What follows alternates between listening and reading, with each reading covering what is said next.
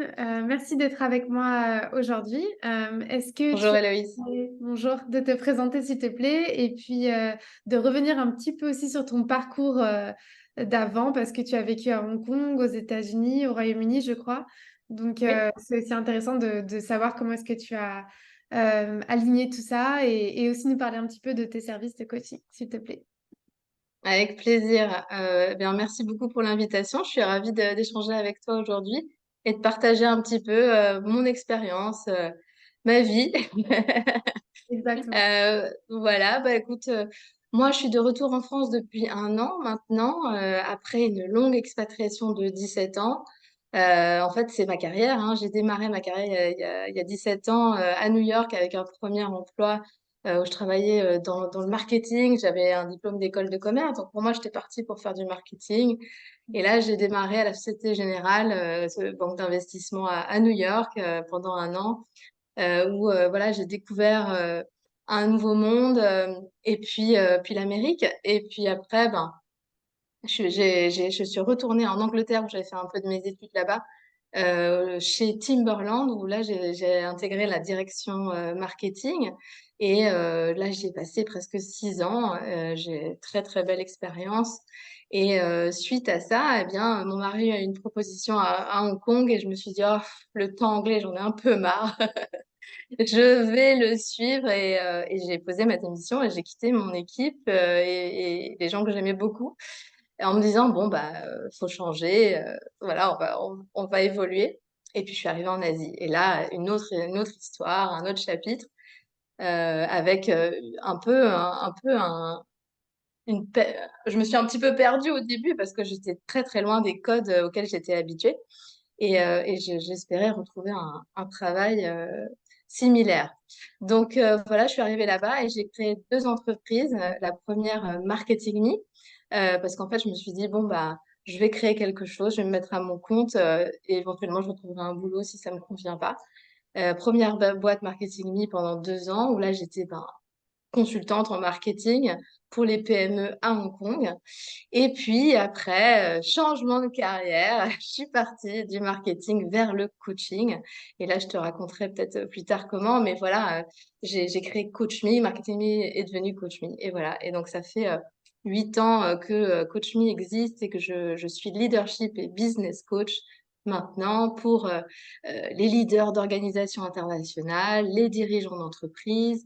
Je les aide dans le développement de leurs compétences en leadership, communication, leur intelligence émotionnelle, leur prise de risque.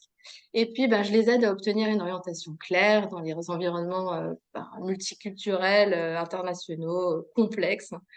Voilà, donc Coach Me, c'est ça, du business coaching, du career coaching, du leadership coaching pour ces personnes.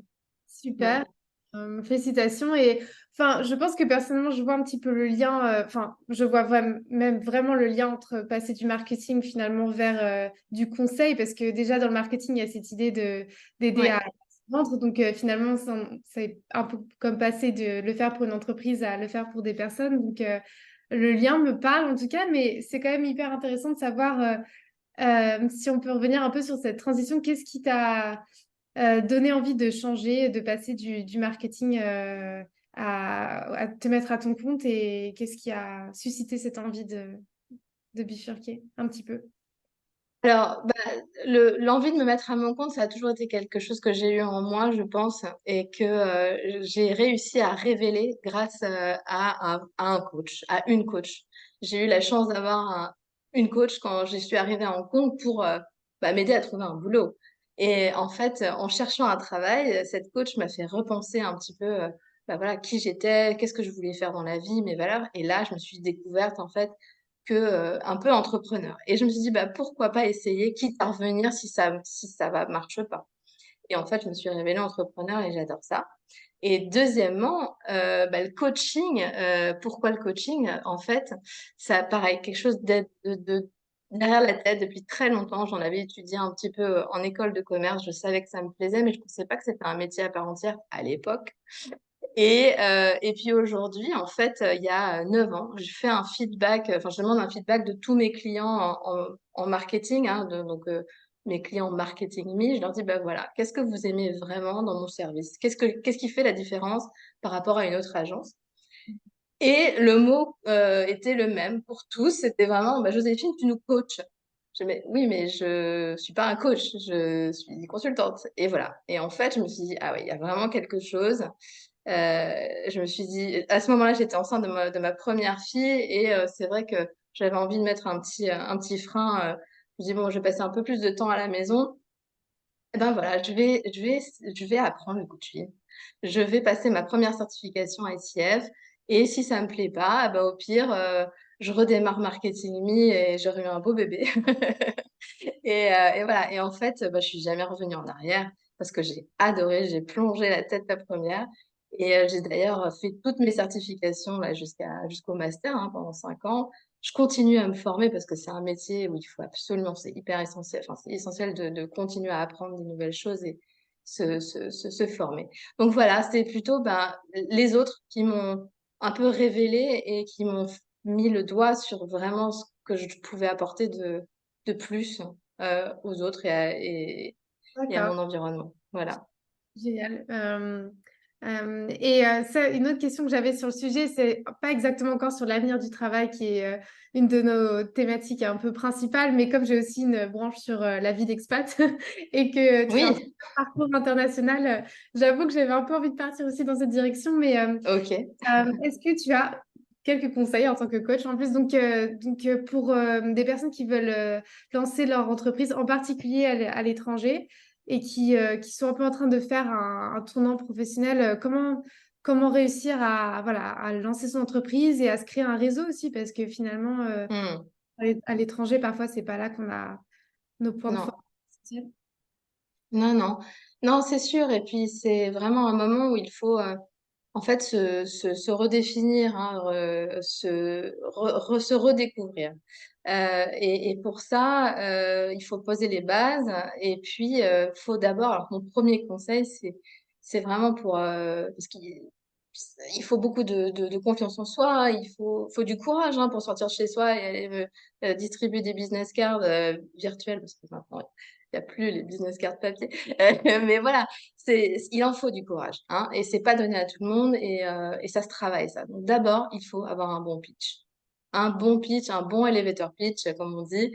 Et ça, c'est le travailler, ça se peaufine à la maison. C'est qu'est-ce que je peux apporter de différent à cette personne, à cette communauté sur le marché. Pourquoi moi et qui je suis, hein, d'où je viens, ma petite histoire. Donc ça, c'est vraiment ça. Une fois qu'on a ça, eh ben on a son sac à dos et on peut partir à l'aventure parce qu'on se sent beaucoup plus armé et voilà. Et en fait, là, je pense que le conseil que je pourrais donner suite à mon expérience, hein, c'est vraiment, c'est identifier des réseaux qui vous plaisent hein, qui vous donne envie, qui vous ressemble aussi, hein. J'ai pas envie de dire restons entre nous, mais c'est vraiment qu'est-ce qui vous plaît? Parce que c'est pas la peine d'aller dans des milieux qui ne vous correspondent pas, auxquels vous vous identifiez pas, parce que vous allez pas plaire ou vous infiltrer de manière naturelle. Donc voilà, allez vers des choses qui vous plaisent. Donc ça peut être des networks de business, d'industrie, de type enfin d'expatriés, de communautés de nationalités différentes. Ça peut être des chambres de commerce. Les chambres de commerce sont souvent très actives à l'étranger. Ça, c'est important de ne pas les oublier. Puis, il y a des associations d'entrepreneurs. Enfin, voilà, il faut chercher vraiment tout ce qui se fait, aller aux événements, rencontrer les gens, demander à prendre des cafés et vraiment y aller, hein, parce que c'est en rencontrant les gens que les choses vont se faire. C'est pas en envoyant des mails. Malheureusement, ça ne se fait plus pas comme ça. Et voilà. Et le dernier conseil, et ça, tout le monde le sait plus ou moins, mais c'est ne pas sous-estimer le pouvoir de LinkedIn. LinkedIn est vraiment une machine ultra performante si on sait bien s'en servir. C'est pas très compliqué, il faut juste y passer un petit peu de temps, se former, s'auto-former sur des tutos. Il y a plein de gens qui font ça très bien. Et voilà, et donc faire un beau profil LinkedIn. Là, je coach pas mal de gens qui cherchent du travail. Je leur dis, mais non, mais votre LinkedIn, il doit être bien fourni, il doit vous ressembler. Et c'est la qualité qui compte et pas la quantité. Donc, quand on vous demande plein de mises en relation, oui, c'est bien, mais regardez qui c'est. et dès que vous acceptez quelqu'un, dites-vous pourquoi et engagez une conversation avec cette personne. J'ai pas envie de dire tout le monde, mais vraiment, c'est la qualité qui fait. Et si vous faites qualité, que vous avez un engagement avec les autres et une voix, vous écrivez un peu sur des sujets, ça va marcher. Ça marche très, très bien. Voilà, c'est ce que je recommanderais. Super, merci. Et donc, a priori, être quand même plutôt donc, social et ouvert vers les autres, c'est quand même un point clé pour pouvoir réussir, en tout cas, à recréer son réseau à l'étranger. Oui. C'est D'accord. sûr. Et pour revenir un peu donc, sur tes services de coaching, euh, Oui. quand est-ce que les personnes viennent vers toi? Quels sont les types de difficultés ou de problèmes qui les incitent donc à se tourner vers toi? Et est-ce qu'il y a, par exemple, des défis, des challenges qui reviennent de manière assez récurrente? Oui, ben, j'ai envie de dire, le grand thème, enfin les grands moments, c'est les changements de carrière. C'est des gens qui sont vraiment à des carrefours de décision. Soit ils en peuvent plus de là où ils sont, de leur industrie, des gens, des process, la politique interne, le poids de tout ça. Des gens qui se révèlent, bah, comme moi, hein, à mi-parcours, en disant mais qu'est-ce que je fais là? Et puis en fait, je serais peut-être mieux à faire ça. Donc voilà. Donc des carrefours de décision. Et puis, bah, des prises de poste, on m'appelle beaucoup par des prises de poste, donc des gens qui arrivent et qui, dans un nouveau milieu, avec des contextes, un jargon, des, des, des pratiques différentes et des fois aussi des équipes plus grandes. Donc voilà, on va vous demander bah, de outperformer, hein, de vous mettre au niveau. Et là, le coach est essentiel hein, pour pouvoir vous mettre en condition et vraiment explorer ce que vous faites très bien, mais aussi ce qu'il faut travailler. Donc voilà, donc les prises de poste, les promotions, hein, j'ai envie d'avoir tel poste, c'est mon dream job, aide-moi à l'atteindre. Le coach est là pour ça. Création d'entreprise, des gens qui disent je lâche tout, j'ai envie de créer, j'ai envie de... Ça aussi, j'en ai beaucoup, hein, des gens qui créent des choses, des belles entreprises, des belles idées. Voilà, et puis du leadership, c'est-à-dire comment manager les autres, des gens qui se posent des questions sur leur style, qui ils sont, quel type de leader ils ont envie d'être. Donc là, le coach, très intéressant. Et puis, voilà, il y a des gens qui veulent juste donner du sens à ce qu'ils font. Hein, ils n'ont pas forcément envie de changer, mais ils ont envie de donner du sens. Et dans ces cas-là, on va revoir ben, ce qu'ils font et ce qu'ils sont. Et voilà, puis j'accompagne aussi des expatriés, donc des retours. Alors ça, c'est un sujet que je connais bien, donc je me sens très à l'aise, hein, naturelle, confortable dans ces sujets-là, où je désire partir. Voilà, donc c'est des moments où on prend un coach. D'accord. Et juste pour creuser un tout petit peu deux choses que tu mentionnais, donc pour ce qui est par exemple de ceux qui veulent entreprendre, qui veulent lancer leur entreprise, Ouais, euh, est-ce que c'est des personnes qui viennent avec toi, ils ont déjà une idée de ce qu'ils veulent faire et c'est juste ils savent pas ouais. trop où commencer, ou est-ce que c'est des personnes qui sont encore plus en amont dans la recherche de, ils savent qu'ils veulent devenir entrepreneurs mais ils savent pas ce qu'ils veulent faire exactement, ou est-ce que tu as de tout? Ils sont dans quelle phase ces personnes-là quand ils viennent vers toi? Il y a les deux. Les Franchement, il y a les deux. Il y a vraiment toutes les situations. Et il y a même ceux qui savent pas, mais qui, à la fin du coaching, se rendent compte que c'est ça qu'ils font. Tu vois ce que je veux dire? Ils viennent pour une raison et puis finalement, enfin, moi, je suis un coach transformationnel, c'est-à-dire que j'aide les gens à se transformer dans ce qu'ils souhaitent. Et D'accord. donc, lors de cette transformation, en fait, au début, ni moi, ni la personne ne sait où ça va aller. Et D'accord. donc, et c'est ça la beauté du coaching. Hein, c'est parce que le coaché est dans le driver's seat, hein, c'est lui le conducteur. Mhm. Et voilà, et parfois, ben, ça va déboucher sur quelque chose de complètement différent. Donc oui, ils sont à plusieurs stades différents. Il y a des gens qui viennent sans idée et qui me disent, Joséphine, j'en peux plus, je sais plus quoi faire, ou je sais ce que je veux, créer quelque chose. Et là, on va travailler sur du brainstorming. Donc D'accord. là, on ouvre les chakras, on ouvre les esprits. Et mon job, c'est vraiment de tirer la personne vers le haut, vers le loin, vers le large. Là, on a plein d'outils fantastiques pour faire ça. Et puis, il y en a qui ont des idées très, très claires, qui sont même très avancées, mais qui se disent, bon, bah, là, il me faut un dernier coup de pouce parce que ça dépasse un peu ce que je fais d'habitude. Et là, j'ai besoin du coach.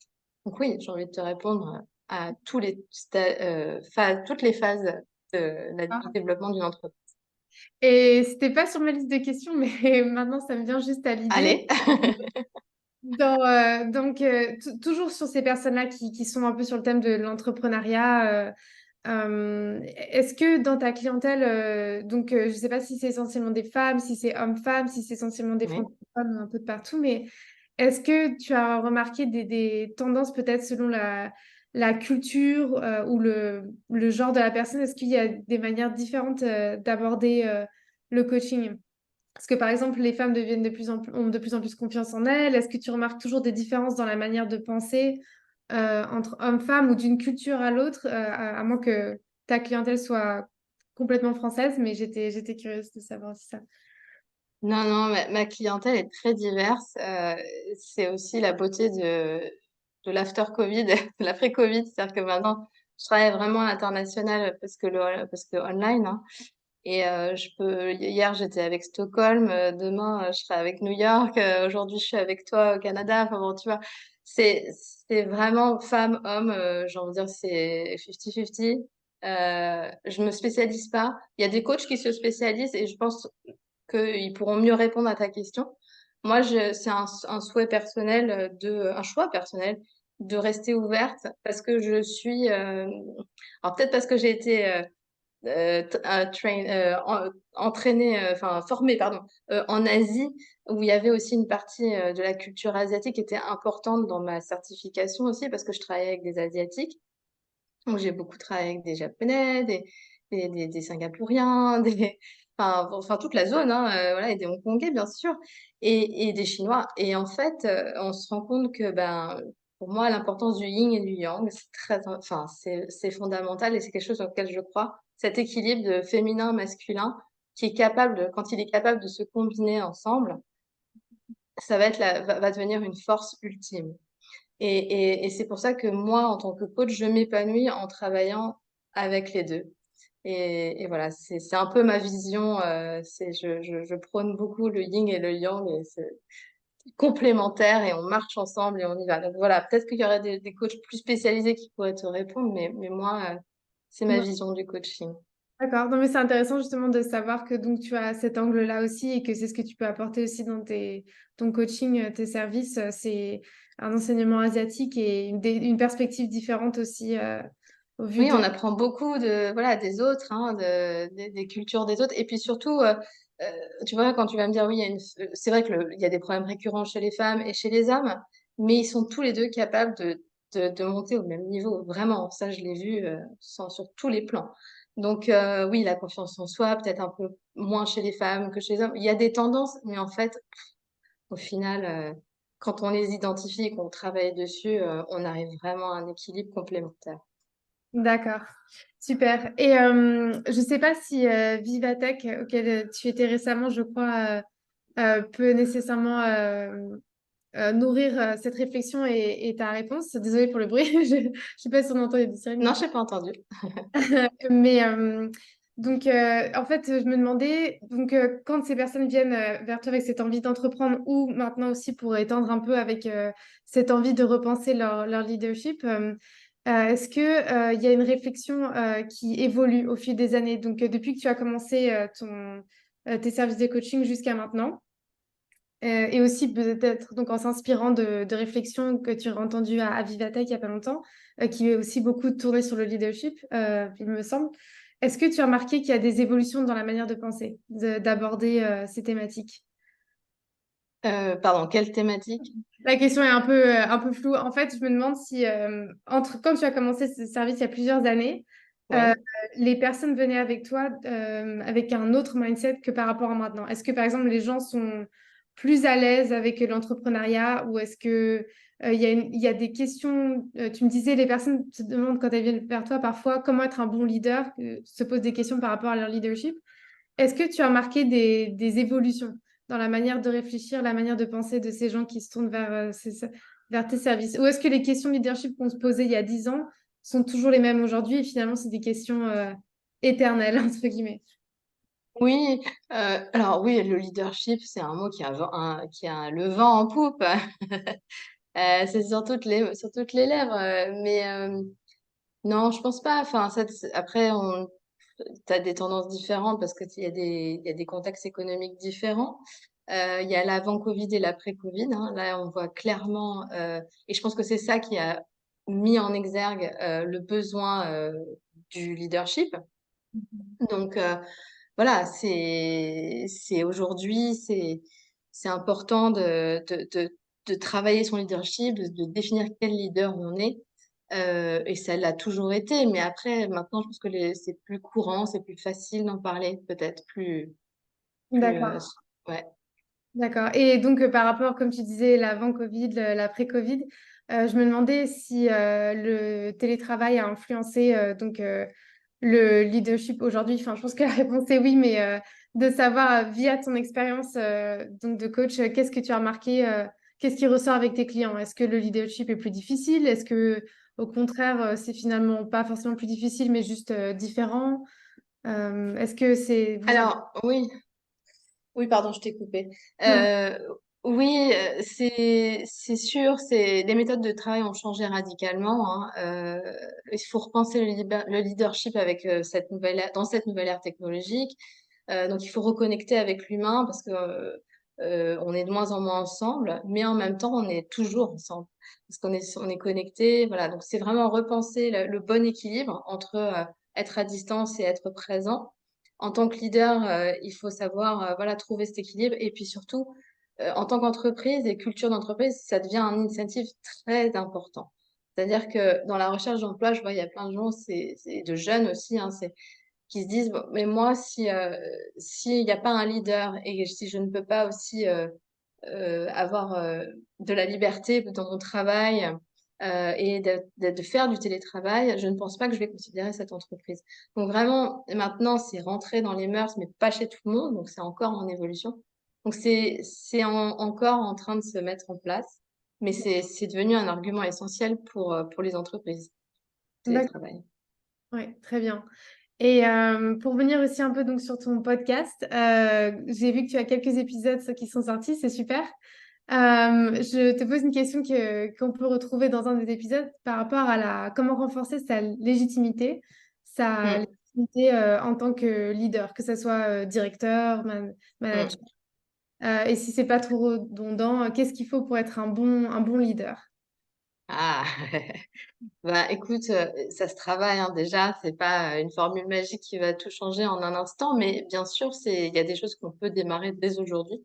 D'abord, être un bon leader, c'est se sentir bien dans son corps et dans son esprit, hein, être bien dans ses baskets. Et donc ça, il faut travailler sur ses valeurs, son why, hein, sa raison d'être, pourquoi je suis là, qu'est-ce qui me fait me lever tous les matins, qu'est-ce qui me motive tous les jours. Et donc ça, c'est un travail de redécouverte de soi-même pour se sentir bien.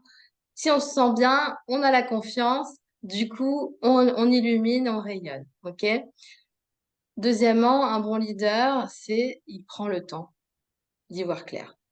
C'est vraiment se forcer à prendre de la distance pour avoir cette perspective différente et plus large qu'on attend de ce leader, qui va être différente du groupe, de la perspective du groupe. Voilà, ça c'est très important. Et enfin, bah, c'est être à l'écoute. Hein, il y en a d'autres, hein, il y a une liste très longue, mais c'est vraiment les points essentiels, c'est être à l'écoute des autres, savoir se taire quand il faut, travailler sur ces différents niveaux d'écoute et pour comprendre et écouter l'autre et les guider en fait mieux. Et il faut avancer tout en étant connecté à eux. Et donc, cette écoute va vous permettre d'être plus authentique, apparaître et aussi être authentique. Voilà, donc authenticité, très important, se sentir bien. Et ça se travaille.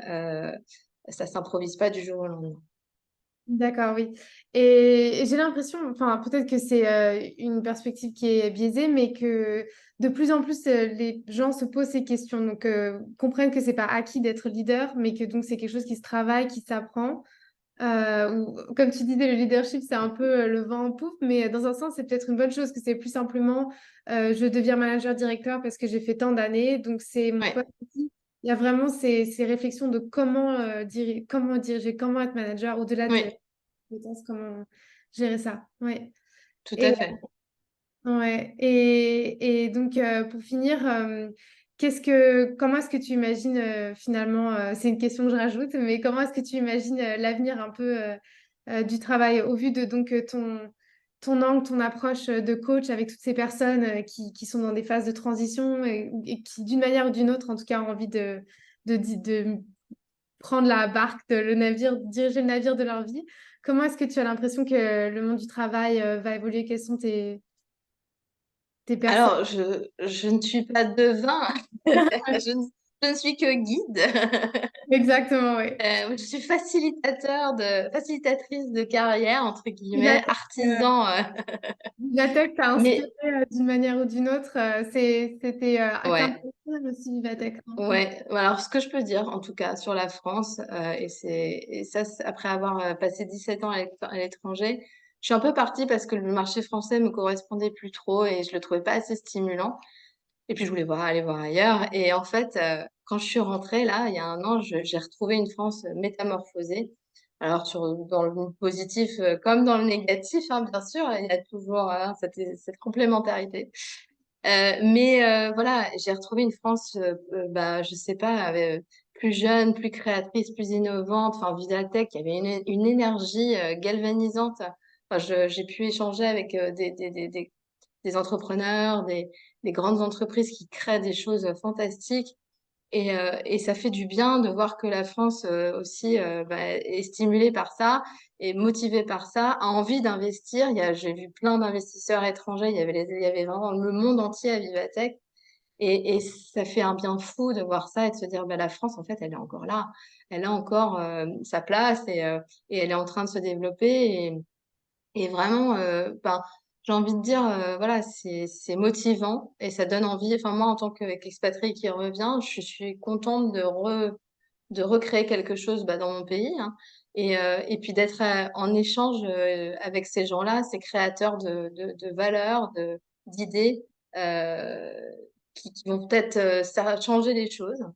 Donc, je pense que ouais, c'est Donc, motivant. un avenir plein de promesses en termes d'entrepreneuriat, même en France, avec... Pas toujours évident, mais bien sûr, il faut, hein, c'est ce qu'on apprend aussi en coaching, hein, c'est comment voir l'essentiel et le positif dans une situation et avancer, hein, parce que voilà, on fait avec ce qu'on a.